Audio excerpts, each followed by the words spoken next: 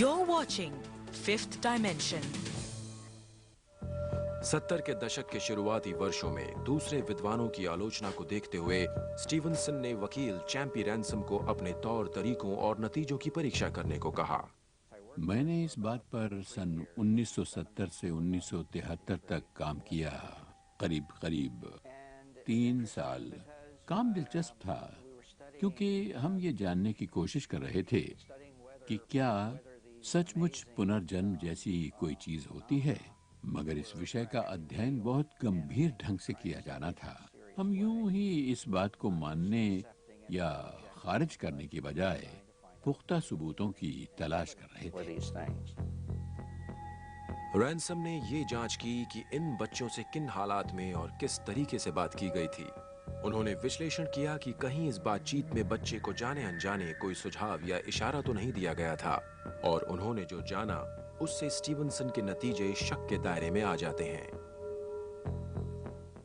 मुझे ऐसा एक भी केस नहीं मिला जो मेरी सोच की दिशा ही बदल डालता, बल्कि मैंने जितने भी सवाल किए और आंखों देखी गवाहियां सुनी, उनमें यही पाया कि बरसों पहले जो बातें कही सुनी गई थीं, वही दोनों परिवारों की जानकारियों का आधार बन गई थी।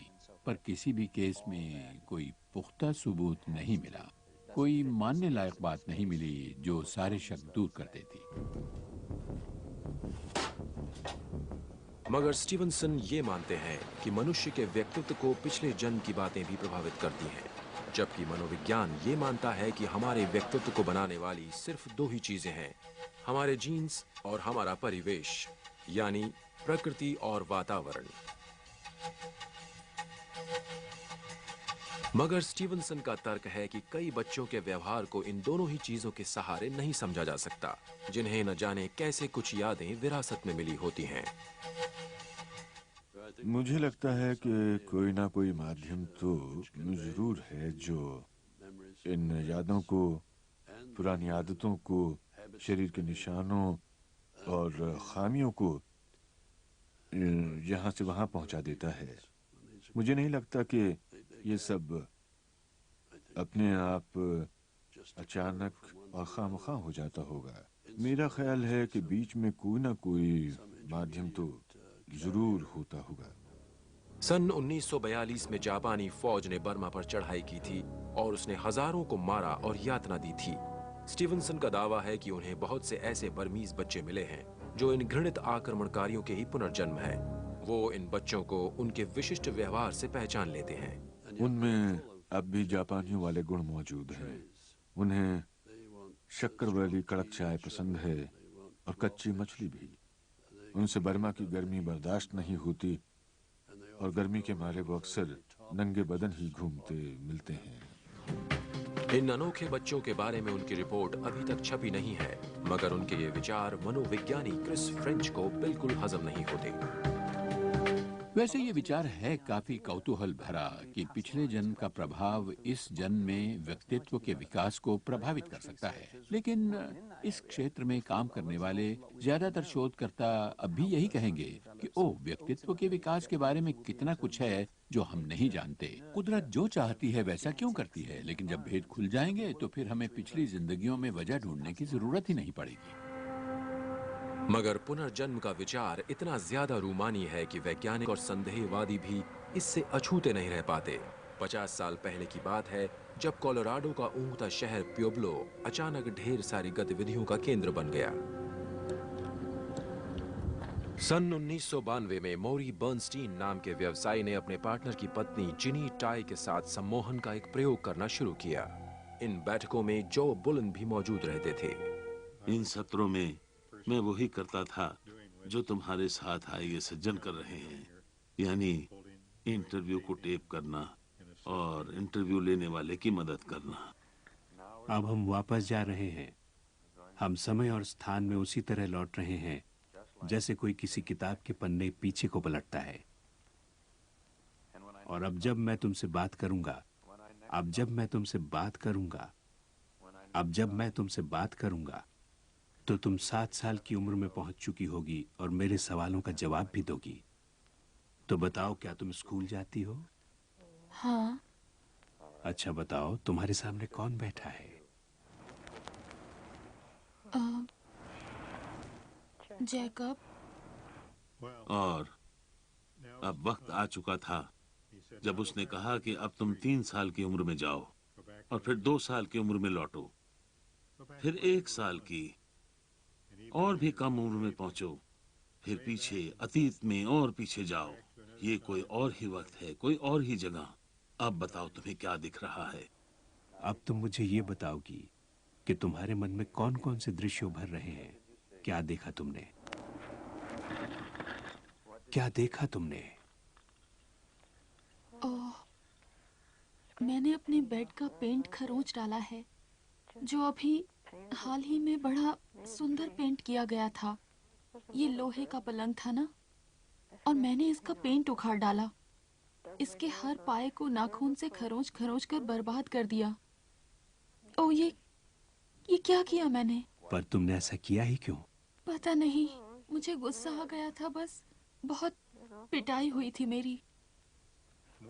ये सब सुनकर मोरे खुद भी दंग रह गए, क्योंकि उनके सामने कोई और ही व्यक्तित्व आ रहा था, और ये व्यक्तित्व जिनी टाई का हरगिज नहीं था।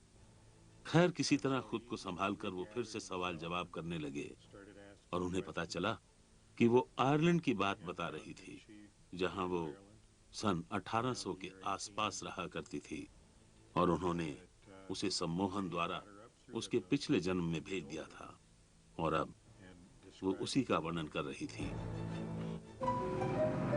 उसी साल बर्नस्टीन ने इन सत्रों के बारे में एक किताब प्रकाशित की। इसमें उन्होंने बताया था कि कैसे सम्मोहन के प्रभाव में जिनी टाई अपने पिछले जन्म के यानी 19वीं सदी के आयरलैंड में पहुंच जाती थी।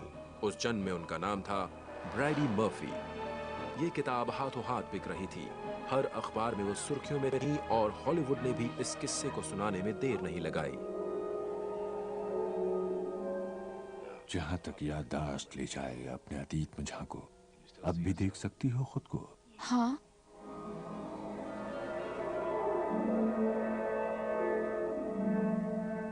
तुम्हें अब भी पता है कि तुम्हारा नाम क्या है? ब्राइटी। क्या है तुम्हारा नाम? ब्राइटी। अच्छा, क्या तुम्हारे और भी नाम है? Variety Murphy. तुम कहाँ रहती हो? कॉर्क में। कॉर्क। और उस देश का नाम क्या है जहां तुम रहती हो? आइलैंड। आइलैंड? इस सम्मोहनकर्ता और उसके विषय की चर्चा देश भर में हो रही थी। बर्नस्टीन के पास ऐसे लोगों के किस्सों की बाढ़ आ गई थी जो चाहते थे कि वो उनके पिछले जन्मों के बारे में भी दुनिया को बताएं। खुद ब्राइडी मर्फी के भी ढेरों फैन क्लब थे। यहाँ देखिए, ये उनके प्रशंसकों में से एक थे ब्रेट पिज़ोना। अगर आप पुनर्जन्म पर विश्वास करते हैं तो आपको बेशक ब्राइडी मर्फी पर भी यकीन होगा, और अगर विश्वास ही नहीं है तो आप मीन मेक निकालेंगे ही। संदेहवादी लोग भी यही करते हैं, बल्कि कुछ लोग तो इसे धोखाधड़ी भी कहते हैं। जिस व्यक्ति पर आप सम्मोहन कर रहे हैं, अगर उसे पुनर्जन्म पर विश्वास है और आप उससे कहते हैं कि अपने बचपन में जाओ और अब अपने पिछले जन्म में जाओ, तो वो कुछ ना कुछ जरूर कहेगा। आप चाहें तो किसी को यकीन दिला सकते हैं कि वो कुत्ता है, और फिर उसे भौंकने को कहेंगे तो वो भौंकेगा, पर इसका मतलब ये नहीं कि वो सचमुच कुत्ता है। सच्चाई का पता लगाने के लिए डेनवर पोस्ट ने एक पत्रकार को आयरलैंड भेजा ताकि वो वहां जिनी की कहानी की पड़ताल कर सके, और उनके निष्कर्ष इस बात पर विश्वास करने वालों के लिए बहुत बड़ा धक्का साबित हुए। ब्रैडी मर्फी के बारे में बताई उनकी किसी बात की पुष्टि नहीं हुई, और कई तो गलत भी निकली।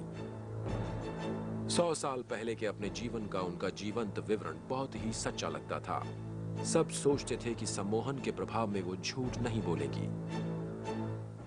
दिक्कत यह है कि लोग सोचते हैं कि सम्मोहन कोई जादुई कुंजी है जो किसी के अतीत या पिछले जन्म तक की दबी छुपी यादों के दरवाजे खोल देगी, जबकि सच्चाई यह है कि सम्मोहन सिर्फ ये करता है कि वो हमारे लिए एक ऐसी परिस्थिति बना देता है जहां हम कोई ना कोई किस्सा गढ़कर सुना देते हैं। ऐसा किस्सा जिसका आधार जगह जगह से उठाई गई हमारी कल्पना, विश्वास, उम्मीदें और जानकारियां हो सकती हैं, जिन्हें हम आपस में मिला देते हैं और विश्वास करने लगते हैं कि हमारी कही बातें सचमुच कभी न कभी जरूर हुई थीं।